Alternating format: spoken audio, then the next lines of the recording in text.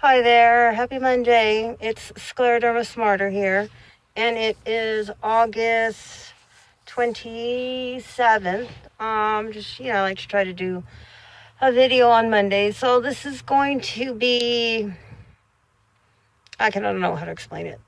So we had a record sale over the weekend. Scott collects vinyl, and we had a whole bunch of them left over. So I posted on Craigslist free records. And some gentleman had contacted me and said that all he needed was the boxes. And then I says, well, what are you going to do with the records? And he's like, oh, I don't know. I'll take a look at them. And okay, so whatever. So he came over to the apartment, and I told him that I'll be sitting outside and I'm in a wheelchair. And he laughed. He goes, haha, so am I. He's like, okay, I'll see you soon. So I didn't know what he meant by that.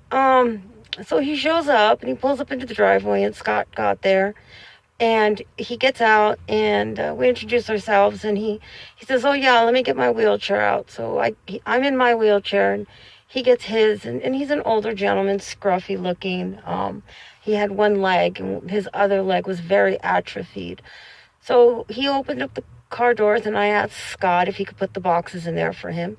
And I asked him, what are you going to do with the boxes? What are you going to do with the records? And he goes, well, I don't know. I says, well, why don't you try selling them? He's like, yeah, you know what? I have friends that have spots over at the little swap meet by my house. So I'm going to call them, and maybe if they sell them for me, then, I said, yeah, you make a couple bucks out of it, put them in front of your house and have a little record sale there and just post it on Craigslist. So he looked at my wheelchair and he's all, wow, it's a very nice wheelchair. And I started trying to help him out, talk to him about, how I got it, how I went about. Turns out that we both have similar insurance. He did not have Medicare, and I told him that, are you on Social Security? And he said yes. And I told him, well, why don't you get Medicare? Try to get one. That's how I got mine.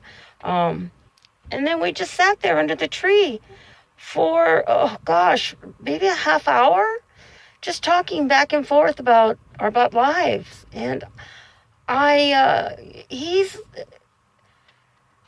asked him, may I ask you what happened to your leg? And he told me that he's been in a wheelchair since 2014, that he was driven back from Arizona, and his wife and his daughter were in the front seat. His wife was driving, and he was asleep in the back seat of the car, and all he remembers was going to sleep and then waking up and seeing these people standing down, looking down at him. And a doctor, all he said he remembers seeing was a white shirt, a white coat, and somebody telling him, we have to take your leg, but I need you to sign this. And he kind of started to get teared up as he was telling me the story. And he said that he woke up, he signed the paper, he said, where's my wife and my daughter? And that's all he remembers. And then he just remembers passing out again, and then waking up to one leg gone, finding out that he lost his wife and his daughter in the car accident. They were hit head on by a drunk driver.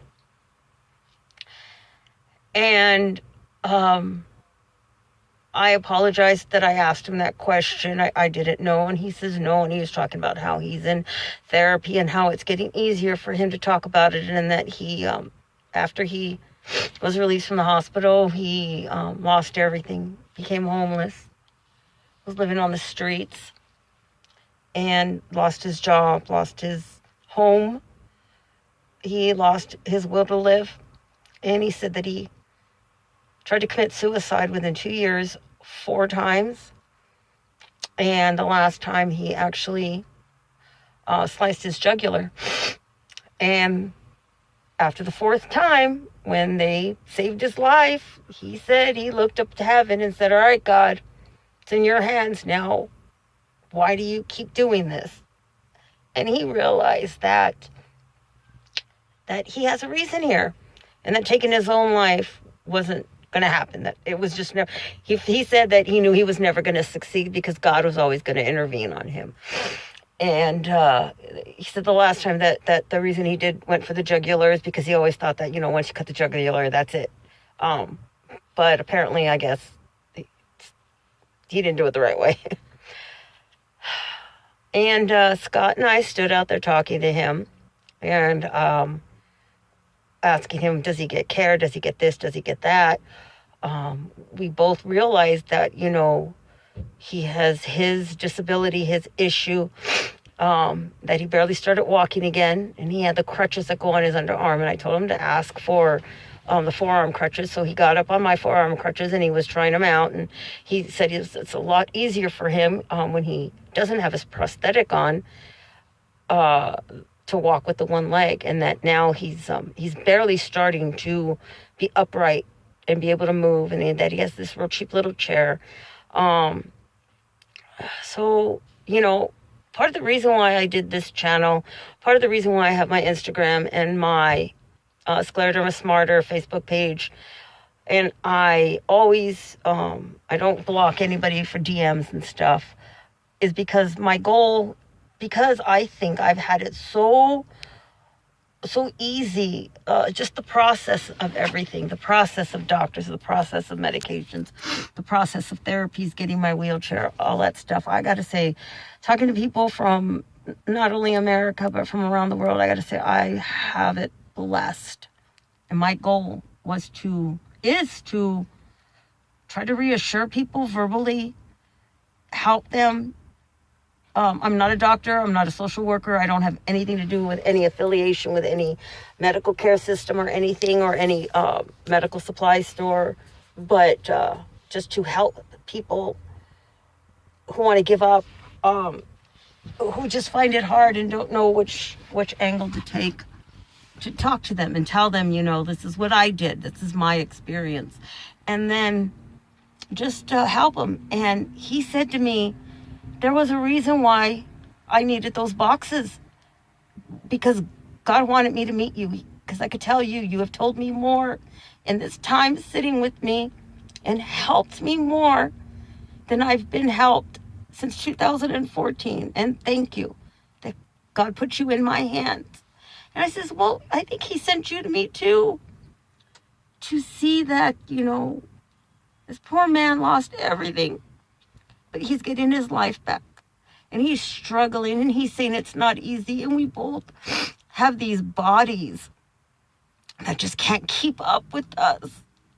These bodies, he says, there's days he wakes up and he feels like he can't get out of bed because his legs don't let him, or his hands hurt from trying to keep himself up, or he's got sores on his underarms because of his crutches and stuff, or the prosthetic is rubbing on his leg and it's causing blisters. And I'm talking about my arms hurting, my legs hurting, the bruises that I'm coming up, the way my muscles are atrophying and the skin is sticking to the bone, and how ugly I feel, and all this other things. And we both have different disabilities, but our bodies and our minds are the same. And I just thought that was amazing. So there were many times that I felt that I wanted to give up, that I've said, I want to stop taking my meds and just let the illness take its course. Or times when I've thought about ways that I could just end my life and make everybody else's life easier. I'd make Scott's life easier, I think, because he wouldn't have to worry about taking care of me. Medicare would save all this money, because, I've worked since I was 16 years old up until 4 years ago. I've put a lot of money into the system, and that's the only reason why I'm, that I'm filing for everything. But if I could go back to school and make my own money now and get off aid and live, I do that. And this man said the same thing. This man said that now that he can walk, now that he's realized that he's here on this earth, that he wants to get his life back together again. And you know what? So do I. So don't give up. He said that, 4 times trying to commit suicide, and he's still here. We told him he's got a reason. So just have a great day, and remember your worth. Scleroderma Smarter.